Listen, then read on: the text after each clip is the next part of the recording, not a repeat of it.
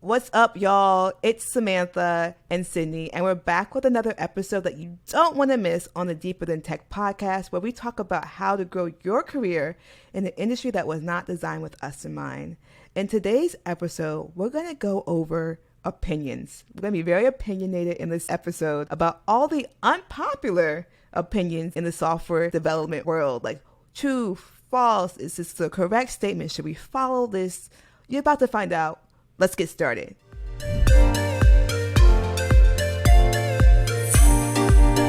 So the first kind of myth debunk situation is people say that Git is horrible. How do you feel about that? Oh, no. I might get, just blasted for this. I don't love Git, but, I see where it is very necessary to people's processes. I think that it's a good way to understand how you're supposed to be coding. You do it in the terminal. That's how you execute our commands and things, and just making sure that you kind of understand how visually that works, I think is really important to be able to rebase, do all your stuff with your branches and things. So I'm kind of neutral about it, but it was hard for me to learn, and so I can understand where there's a little bit of hate with it, but why not just use what you have and let it keep evolving for what it is. Just, I don't know. That's how I feel about it. I might get some flack for that. No, I don't think so. I mean, Git to me isn't horrible. It's just for me, it's just built into the system. It's what we're going to use to you can't really code with other people if you don't have some type of version control. So it's just there. I know the basics of GitHub. I mean, not GitHub. GitHub is a whole different enterprise, but Git, I know the basics. I know how to git pull, git merge, all that stuff. That's all you need to know. Anything extra is you really have some type of really bad rebase, and you have to figure out how to Google that command. But just use it, y'all. Stop complaining about it. Right? We don't have to code in the terminal anymore. It's all right. It's chill out. So all the computer science majors are going to hate this one, but Java sucks big time. I've said this on the Ladybug podcast. Java was my first introduction professionally into the tech industry. I'm versed, I was taught in JavaScript. And so having to go from a functional programming language to a class base and things and strongly typed, I was what the hell? What is this? Why do I need to have all of this when this is so constraining? What do we need to do this for? And personally, I think that a lot of people do share the same opinion about this because there weren't as many very helpful developers and communities out there to make people just feel more comfortable about how much they were struggling. It was just a lot of cis white male dominated conversations about it that were highly technical and things. And so of course you're gonna feel alone with having to do all of this learning for yourself. And so I only feel a different perspective now because I know Angie Jones. I really love her work in the tech industry, and I love her course. Go look at her course at Test Automation University, y'all. It is so clear. It is so concise. I really love how she is breaking the concepts of Java down, and I really wish that I would have had that when I was learning it. I'm just saying. I don't love it, but I can see why people don't love it, and I'm a believer now. I can understand why this is needed. I actually didn't know the history of Java and the culture around it. So thank you for letting me know. That's pretty interesting stuff. Yeah. I have no opinions about Java. I've never used it. I just know that I don't want to use it. I enjoy Python and I enjoy PHP. PHP might be worse than Java apparently, but that's what I'm used to. I definitely have opinions on that. So yeah, PHP is no bueno. But that's what I use at my job. So I have no opinions about Java, but I think I know a lot of computer science students use it. So it could be easier if they use a more friendly language first and then go backwards. I maybe agree. And I agree. That might be a thing. So we talk about Java, how it's a little bit of older language, I would say. And I think that's why it's more reliable. That's why I was kind of saying, like, maybe the communities, like, you know, now are a little bit different than from what it was, like, you know, back then and when people were in college and stuff. So that's why people feel kind of like constrained and alone, like trying to figure things out with it. So it was a different time. It was a different time to, like, you know, learn all of these things. And so now we have like newer technologies, newer ways to actually like learn this. And it's not as like, it's not as like cold. I feel like it's not as difficult to like find a community that's like, oh yeah, we'll help you with this, you know, all that fun stuff. So yeah. So yes, we are like older language. Now, have programming languages not made any progress? What do you think about that? What does that mean? Like, made any progress as to like how they're updated and things? Like, very interesting. Yes, very, very interesting. Oh. I think definitely made progress, right? Each time a new language comes out, they try to solve an issue that a previous language didn't solve correctly. I'm not saying like Rust is a new language. I think it solves, I have never used it, but from my understanding, it solves a lot of problems that other languages fail to solve, but no one's really using Rust in production, so I don't know. I mean, like, what is TypeScript? Like, like, hello? That's very strange. That is an opinion out there, I guess, because I feel like, you know, not that I'm saying that like TypeScript was the end all be all to like help solve like where JavaScript was failing, but now you have a more strongly typed system in which you are using JavaScript to make sure that the code is not assuming what you were trying to do, you know? So like, I feel like that's improvements in leaps and bounds. Like, what? That's very interesting to hear about. I can't speak for any like other particular languages, but like libraries, you know, like what do we have Next for? What do we have Node for JavaScript? What do we have, gosh, for Java? There's so many like extensions. There's so many, libraries to like help us like improve on the progress that they've already made. So like, what does that mean when they say that languages haven't made any progress? Like, because, you know, you might need to use semicolons sometimes, and you might not need to use semicolons in different programming languages. Like, it's a very strange thing to say without like any evidence to, I guess, like back that up. So I'm very curious what people have to like say about that on the negative side of that. Well, I think we just solved the problem. It's false. That is definitely not a situation here. Yeah, for sure. There's another saying that code needs to be dry, aka don't repeat yourself. Try to like separate your code and reuse it in other places. How do you feel about that? I think that is false to a certain extent. Dry code isn't necessarily the best code. Just like, there are people out there that are going to think that refactored code is going to be better than like unrefactored code or just like the original and things.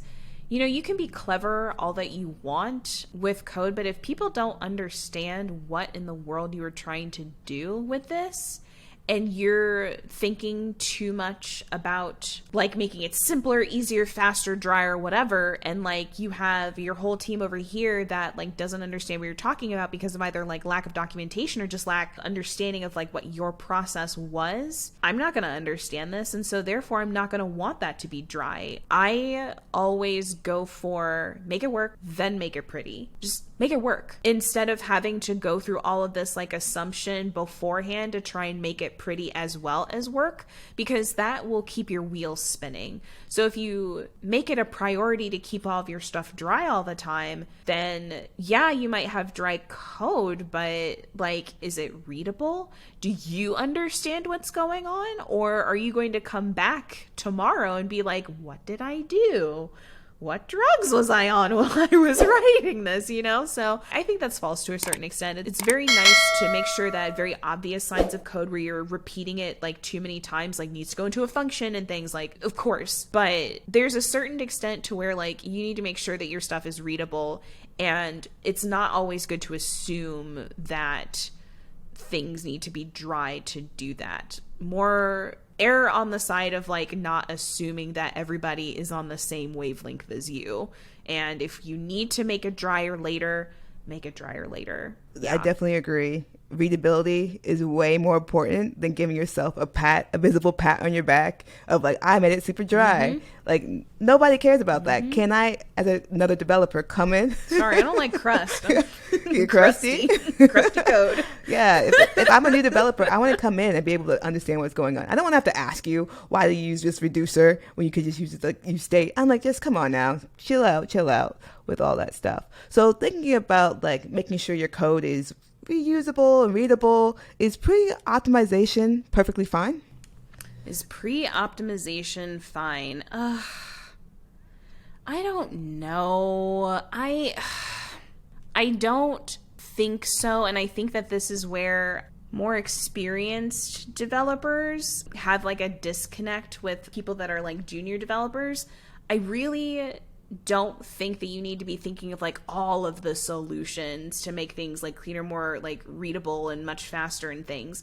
Again, make it work first and then you make it pretty. Like, it just needs to work. If you do that, then you have like all the time in the world to like make sure that you're able to refactor it, do whatever to like make it faster and things. So I would rather you not, because I don't want to have to like try and go on a tangent with you to figure out like, you know, what's the advantage of like having to make sure that this is like faster or stronger or better or whatever. Who cares? Like, I just want to make it work first. I just want to make it work and then we can start figuring that stuff out. So yeah. I think there's a fine line, because when you think about like, sometimes product will give you like, this is what we need today. But as engineers, we kind of have to think about like, where can this go? Can we set this up to like be expandable in any direction, or should we just follow them to the T? So there's like a fine line that we shouldn't like you said, try to make everything look pretty. Let's just get it done. But like making sure that you set yourself up so like if somebody else, like you leave your job and somebody else comes in, they don't have to refactor all your code. They could just like pick off because it was expandable. So this is a huge topic. It's the most dumb topic there is in coding whatsoever. Code should be indented with tabs and not spaces. How do you feel about this conversation? Why do we still have this conversation when we have extensions and VS Code to like solve this for us? Yeah, people still talk about it. I think it's just like, it's been going on for so long, they just don't know how to drop the issue. I don't care. Like, I'm sorry, just that is... Who cares? Just, I literally have, what is that? Beautify. Prettify, yeah. Whatever the heck Prettify, just whatever that extension is, I let VS Code do that for me. Like, I am not worried about that. As soon as I save, ooh, it looks pretty now. Okay, I can read it. Moving on, like, what's the difference? Like, it's a space. Like, how are you going to know that it's like a space or a tab? Why are you making code like one long line of code on the same line? Why? Like, just like, why do you need that? It just let VS Code think about that stuff for you. Like, that is why we get paid the big bucks, to like leave some of these like smaller things to like the people that need to think about it, and then like leave the other like grunt work to the rest of us. Like, this is a silly debate. I am letting Beautify whatever think about that stuff for me. Just like, let's actually do the work instead of this debating this is silly. It's funny because like we talk about using more advanced code editors like VS Code. There's also something called Vim and Emacs, which are a little bit like old school. And some people say they are the cool kids. Are they the cool kids? Oh, no. I don't even know what that means. Like, oh, no. Just, I don't have an opinion enough to, like...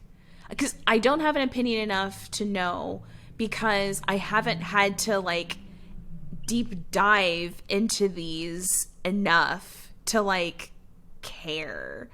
And maybe that is on me for, like, not being a good developer and things because of that. But just, like... I know that I can use Vim. I know that I can use Emac. Like, if I need to, great. If, like, I'm assuming that I use Vim majority of the time if I, like, need to do stuff. But, like, I don't have an opinion because I'm not diving into that world enough to, like, care. This is not particularly a part of my job to care. And again, I might get canceled for that, but it's fine. It's fine. We'll figure it out. No, you won't get canceled. I mean, I feel like if you use those systems, you have to be like a really good typer. Like, because like that's all you're doing is you're like typing, tabbing, getting to places really fast with your keyboard, and that's great. But you can also do that with newer text editors who give you extra features. And actually, it's funny because I was pair programming with somebody who was a Vim user, and I actually had cooler hotkeys than they did. So I'm just like, what are you doing? But it's okay. We all enjoy our own text editors. And I feel like sometimes those people who use Vim and Emacs are kind of like 10x developers. A 10x developer is somebody who's like 10 times more efficient than the average developer on the team. Do you think those people actually exist? I do, but to their detriment or to their team's detriment, and I will tell you why. Why do you feel like you need to be so efficient at your job 100% of the time? And more importantly, why do you feel like your hotkeys, your shortcuts, your this, your that makes you either 10 times more productive, 10 times a better developer than like say your coworker over here because you turned in your work faster? Like, I do not live to code, okay? So I'm gonna tell you right now, like, this is my job, this is my 9 to 5, and so I treat it as a job, and I'm here and I am dedicated to the extent that I need to, and then I'm going to go live my life. But I'm not about to sit here and efficiently like make all these hotkeys, make all these shortcuts and things to then get even more work, to then burn myself out, and then potentially put all of that expectation on my other coworkers to be exactly like me, to then like have this whole kind of storm of like needing to be like so productive and blah blah blah blah blah, where like you're never gonna have any breaks, you're never gonna feel like you're able to have any downtime like at work because you're so efficient doing this and blah blah blah. No. Why do you feel like you need to be so efficient, so fast at your job to the extent to where you will get burnt out, or you're doing stuff fast and wrong? Fast and wrong. Take your pick. Honestly, take your pick, because there's no reason for you to be like having to do all this stuff. If you're good at it, and if you know that your work is going to be good after you've like done all this stuff, being a 10 times, great. I'm so happy for you, but that is not my expectation for anybody that like I work for, who works with me and things, because like, look, I need to read everything that I do line by line before I even like save anything, because I want to make sure that it's right and I want to make sure that it's done at the same time. So there are 10 times whatever developers out there. Yeah, I believe that they exist, but I feel like depending on what they are trying to do, whether or not they are doing stuff fast and wrong, or whether or not, you know, there's a higher kind of stakes for them to be doing things, that is a detriment to themselves and potentially the environment around them because of the expectations that they place on themselves. And you have to be very, very careful with calling yourself that and then projecting that kind of out to other people, because you're going to be more prone to burnout. You're going to be more prone to projecting that expectation onto everybody else. And then what? You all are mad. No, I'm not doing that. I'm not doing that to myself. I'm not doing that to other people. Yeah. So clearly we don't believe in 10x developers, but we do believe in 1x developer. And by you listening to this podcast, you became a 1x developer. Thank y'all so much for listening to the Deeper Than Tech podcast. Make sure you like, subscribe, all that good stuff.